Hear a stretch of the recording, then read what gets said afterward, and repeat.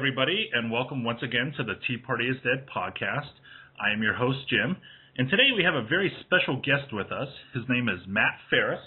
Matt is a financial advisor, and he is president of Ferris Financial. He is also a former city councilman candidate in Columbus, Ohio, and is a student of Austrian economics at the Ludwig von Mises Institute. Matt, how are you doing today? I'm great, Jim. How are you today? Great. So we're actually going to be breaking a little bit of news here on the Tea Party is Dead, our first exclusive, and hopefully it won't be our last, that State Senator Chris Jordan's office out of Ohio has confirmed that they will be introducing legislation during the 2013 session to recognize gold and silver as legal tender, which I think is fantastic. What are the odds that you see this piece of legislation passing, and why do you think this law would benefit our state if the economy were to eventually collapse? Sure. Well, first and foremost, thanks for having me on today. I really appreciate the opportunity to express my thoughts and opinions. But pertaining to your question, I think first and foremost it's an excellent opportunity that Chris is affording all of us by introducing this legislation if he does so. I think very highly of Chris. I think he's done a good job overall, and it's probably as far as Ron Paul types go, he's probably the closest sort of thing we have to it. Not that anybody's a Ron Paul, but just to see these kinds of things in the Senate, in the House are great. I think the odds of it passing are probably, honestly, pretty slim. I hope I'm wrong about that. And I'm a little bit pessimistic on it because I think that there are still a lot of people out there that don't fully understand what this discussion of gold and silver really has to do with anything in the world. And now you and I look at it from a different perspective, and there are many others that are probably listening to this podcast that completely understand where we're coming from. However, the masses yet, although they're slowly awakening to what's going on out there, don't really think they see the value in competing currencies, which effectively, that's what this bill would initiate, are competing currencies. And that's, of course, what we need. Competition makes things better. Gold and silver is obviously the ultimate form of real money. And as such, it is the biggest opponent to paper money, which, as we all know, is a major factor, or is the factor, in the global events that are upon us today. Yeah, I totally agree. Also, Chris Jordan, he has already introduced, I'm not sure if it has been passed or killed, I think he's having some trouble, and that's in regards to taking the taxes off of precious metal sales in Ohio, which is another step. I think the in Utah had to do something like that when they recognized gold and silver as legal tender, and it just makes sense. And another thing that I think is great about Chris Jordan doing this is every piece of legislation anybody supports would like it to be a one-and-done deal, but you're at least getting the conversation going, and who knows, if it doesn't pass in 2013, maybe in 2014 or 15, it'll finally pass. Yeah, I agree. Even if it doesn't pass, the mere fact that it's being introduced and that people like us can bring this to light and talk to our neighbors and friends and family about the positive impact that a bill like this would have is good enough. So if it passes on the first try, fantastic. 10 or 20 attempts, maybe even better, because people typically have short memories. And when something passes for better or for worse, usually for worse in this country, they forget about it. So I don't want people to forget about these issues. And I want discussion to occur. And even if it does pass, those of us that would be proponents of it, we might sit down instead of doing our duty and following up and keeping the discussion going on gold and silver. So either way, it's a win-win. Yeah. I mean, it would totally be nice to get this over with because there's so many other battles that we have to deal with. No question. But we'll see what happens. So I was just wondering, last week, Warren Buffett came out and said that he thought J.P. Morgan CEO Jamie Dimon would make a terrific Treasury Secretary. I was just wondering what your thoughts were on this, and if you too, right here on the Tea Party is Dead podcast, were willing to endorse Jamie Dimon as Treasury Secretary.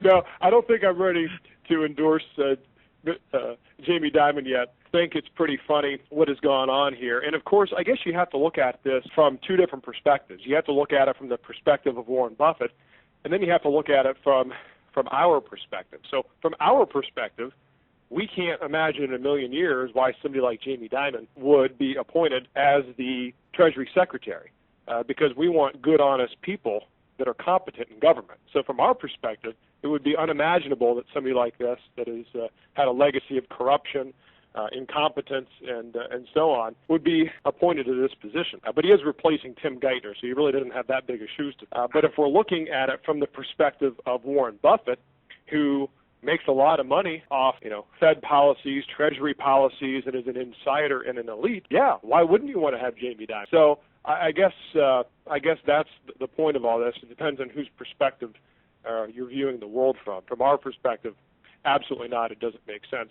And really, if you look behind a lot of the global scandals today, whether it's the collapse of MF Global, which Chase Bank was, I believe, the custodian for a lot of their accounts, was right there, part and parcel to all the oddities surrounding that collapse. Whether you look at Chase Bank being the custodian for the SLV exchange-traded fund, and for those of us that follow this, the obvious manipulation of the silver markets, and so on.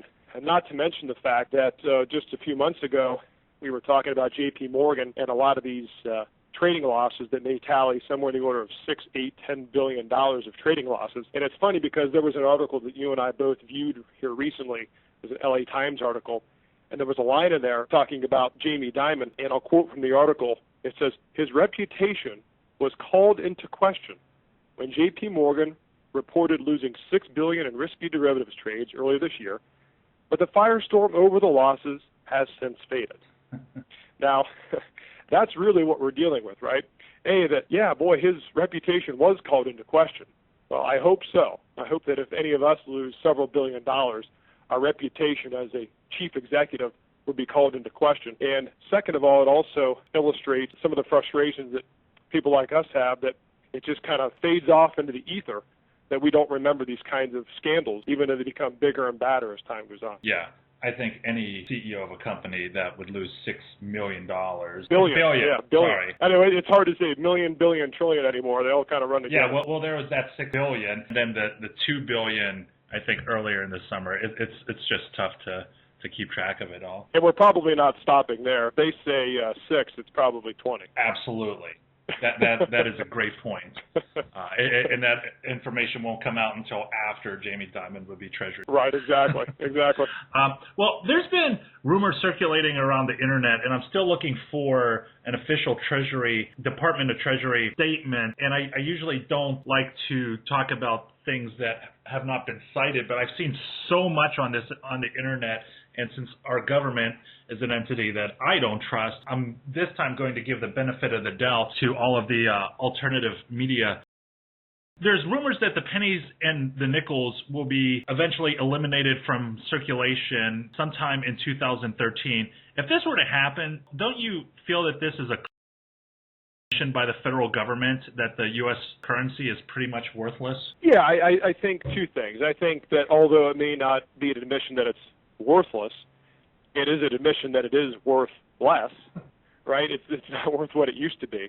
And I guess an illustration that came to mind, when you don't have smaller denomination currencies, you automatically drive up the price of things. Of course, the Fed is doing that anyway with continued quantitative easing or money printing, which is one of the same. But let's take, for example, and you've probably been in the situation as I have. Say, for example, you take a cab ride, and you get to your destination, and the cab driver says, that'll be $7. And you go into your wallet and realize that all you have is a 10. And you say, here, sir, here's 10, keep 2, give me $1 back. And the cab driver says, I don't have any change. Now, how many times that's happened to me quite a bit. And you look at the cab driver and you say, wait a minute here, are you serious? You should have change. He says, sir, I don't have any change. I just showed him my shirt. I don't have any change. And you say, what the heck, just keep it, right? Well, effectively, the price of that cab ride went from $7 to $10. Why? Because they didn't have the change necessary to give you the difference in price back. It's the same principle if they didn't have pennies or they didn't have nickels, or ultimately if they even phase out the dollar, because we have higher price inflation. Not having those smaller denominations automatically elevate the price of a good or a service. And so that's one of the dangers that I see if this happens. And of course, if they do continue to print money, this probably will be a fact rather than just somebody looking into their crystal ball or a rumor. A couple of things that I thought were interesting and I follow this pretty closely because I do like to watch the metal markets and such. If you go back and look at a nickel, for example, our current nickel as it stands right now, the current melt value of a 5-cent nickel is just over 5 cents. It's 0.052, so just over 5 cents the way nickel prices are. Now, a few months ago, it was actually about 7 cents. If we look at a penny, a post-1982 penny, which what we use now, the current melt value of that is 0.0054 cents. So it's actually about a half a penny. We should retitle the penny a half a penny, okay, because that's what it's worth melt value. If you take a pre-1983 penny, the melt value there is actually 2 cents because of the copper and the zinc content. So if you have a pre-1983 penny, it's actually worth 2 cents. So Jim, if you want to double your money overnight, just go buy a bunch of pennies, right? Well, yeah. a dollar worth of pennies is actually worth $2 in melt value. I know you're laughing, and to be honest, we all should be crying. But earlier today, I was on Provident Metals' website, and they are selling $50 worth of pennies, a bag of pre-1982 pennies for, I believe it's $105. Yeah. Well, and to continue that, the last two, if you look at a dime or a quarter, right, our current dime right now, 10-cent dime, has a melt value of 2 cents. And if you look at the old silver dimes, okay, before they put pure fiat money in on our coins, the silver dime is $2.38 worth of melt value. And finally, the quarter, actually, our current quarter has a melt value of 5 cents. So our quarter is actually worth a nickel. Right. But because they say quarter, we're supposed to act like it's quarter. And if you actually look at the melt value of a silver quarter, it's $5.94 today. We're laughing, but we should be crying. So that is the best illustration of what government has done to our money. And, of course, as we're all familiar with, or most people are, that Article 1, Section 8 specifically charges Congress to coin money, regulate the value thereof, and of foreign coin, and fix the standard of weights and measures. Of course, they do not do this, and that was why they put the word coin money instead of print money, because they were all too familiar with the inflationary effects of the Bank of England at the time, and why they put coin rather than print.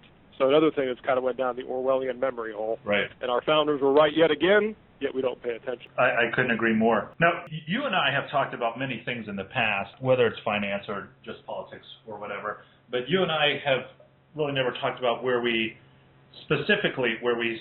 see gold and silver going. I know it was just reported that since Obama has been elected, the American Gold Eagles from the U.S. Mint are now at a 14-year high, and the 2012 silver proof Eagles have now sold out. I was just wondering where you see gold and silver going in the next 5 to 10 years. Well, very simply, I see gold and silver going up. And, I tell a lot of people and during conversation that it's pretty simple. If you want an economics 101 lesson, that as long as the value of the dollar continues to fall, the value and the price of gold and silver will continue to rise. And, of course, the fall of the dollar is predicated on money printing, a.k.a. quantitative easing. So as long as the Fed engages in monetary easing and printing of money, we're going to see the dollar continue to fall, and we will also see the value of gold and silver to rise. In my opinion, Barack Obama and a lot of these Barack Obama in particular, should get Salesman of the Year award for two things: metals and firearms. Yep. Because he's helped to sell more than anybody else. And of course, it's not that he in and of himself. Most politicians don't understand basic economics. Insert politician here, and we're going to get about the same outcome. But there's no doubt that he's accelerated a lot of things. So at the end of the day, gold and silver will continue to rise. You hear different prognosticators talk about what gold and silver prices will be in the future. I don't know. I think when we are trying to ascertain what will happen in the gold and silver markets, we're trying to ascertain, or whether it's gold and silver markets, the stock market, whatever it might be, normal people associate some sense of rationality to these markets, right? So we tend to use logic. So if this happens, then that will happen. The problem is today, Jim, is that you and I can sit here right now and look at all these data points and formulate a plan of action or what might happen given all these sets of data points. But the problem is 5 minutes or 5 hours after we've done that, the regime in Washington comes out with a new set of rules and regulations that completely turns that equation or that formula on its head. So now all of a sudden what once was 5 minutes or 5 hours before a flawless plan of attack and execution becomes the worst possible thing you could do. So we're always fighting a moving target with this. And so I don't know when gold and silver will go up. All I know is at the end of the day, the free market will win out, as it always does. And no amount of quantitative easing, money printing, regulation, no amount of those kinds of things are going to fix the problem. And it's just going to magnify the eventual problem. So, I guess gold and silver will go up when the politicians have really run out of all their options, which I really believe is sooner rather than later. Yeah, I agree. Now, I think you and I have talked about in the past how the economy will eventually collapse. And, a lot of people like to talk about the Mad Max Beyond Thunderdome and all that stuff. And I'll admit one time I even thought of that. But if you look at history and, the government does like to control everything, so why not control an economic collapse? Because while the economy is collapsing, they could still do certain maneuvers or pivots so the powers that be are still on top. There have been some rumors that said that eventually we may go to two types of currencies, two types of U.S. currencies, a domestic U.S. currency for us poor people and some sort of international currency for people that want to travel, and a $100 bill will actually be, if you wanted a $100 bill, you actually have to pay $110 for that international U.S. dollar. I was just wondering, with China wanting to possibly monetize their currency in gold, what thoughts do you have on the subject matter? Well, a couple of things. I guess first and foremost is, I pray to God every morning, afternoon, and night that an economic collapse doesn't happen. However, when you look at the statistics and the data out there, it seems more and more every day that it becomes more and more inevitable. And that's extremely unfortunate. I don't see us taking little steps backwards. I think at this point we are going to have, if not a total collapse, a severe change in the way not only the United States operates, but governments around the world. And now there's two thoughts of school on that, or two schools of thought on that point. I'm a big believer that anytime there's change, there's opportunity. So if we do have a reset or even a full collapse, it might not be the end of the world. Now, I hope it doesn't happen that way. There will be pain, no doubt. But the question is, can we learn from that mistake, pick ourselves up immediately, realize what happened, and get back to work and make things better for ourselves, our kids, and future generations? However, though, that same change can provide opportunity for evil to come to the forefront. I think we're all too familiar with the story of, the currency collapse and the hyperinflation of the Weimar Republic in 1921 to 1924, when they had the hyperinflation. And of course, what happened after that, people were so down in their luck that a guy named Adolf Hitler came in and told them that he could make all their troubles go away, restore some national pride, and the rest is history. So really the history of World War II is really, in my opinion, a history or a lesson in currency and in money. So I think we better learn that lesson and realize that we can go either way, a very good positive or a very bad negative, depending on what the outcome of the future months and a couple of years ahead of us hold. So I think that's, a thought. I guess the other side of the coin is, too, no pun intended, that if we want to talk about an international currency and a sound form of currency, obviously it goes back to our discussion on gold and silver, that all countries try to mirror the stability and the confidence that gold and silver gives consumers and citizens, instead of just using gold and silver outright, right? So what they're trying to do is manipulate a currency for their own gain. And of course, that goes back to a discussion of the Federal Reserve System and the system that we're under today, that we don't have any sort of real asset that is backing our currency. In fact, it's all debt that's backing our currency. The other side of that is that if you look at all the countries that are increasing their gold reserves, China and India are really increasing their reserves, especially China. I think China has just over 1,000 tons of admitted gold reserves. But there's rumors out there that they've bolstered that to over 3,000 tons of gold. Now, it's not the 8,100 or 8,200 tons of gold that the U.S. has or says it has in reserves. It is, that we'll see how that shakes out. But we're looking at no gold is leaving China now. Every ounce of gold they mine stays in China. So they are obviously positioning for something, whether it's a collapse or a hedge against all the trillions of dollars they own in foreign U.S. dollar reserves. But they know something's coming as well. So you can obviously gauge the impact of what's to come by a country and what it's doing with its current gold reserves, which in most instances are going up pretty dramatically. Right. Well, that just about wraps up our interview, but I'm going to ask you this one last question, even though, I really try to avoid the fiscal cliff news because I think it's all BS and all that stuff, but I'll go ahead and ask it. Sure, yeah. Do you think the Dems and GOP will reach a deal on the fiscal cliff? And if it does, do you think it's even going to matter? Because I almost think at this point the market has already priced in what will eventually happen. Well, let me answer that question first. Will it matter? And the answer is no. Will they come up with any meaningful deal? No. Will they come up with any deal at all? Possibly. It wouldn't surprise me if they didn't come up with a deal. Part of me thinks that they don't want to come up with any sort of deal. If they do nothing, they can say, hey, we just didn't have enough time to work it out, and oops, all these triggers automatically flipped, and there was nothing we could do about it. So it's kind of a way of taking blame off of them. And if they do come up with a deal, it's just going to be bad. It's just going to be how much more they're going to take from us.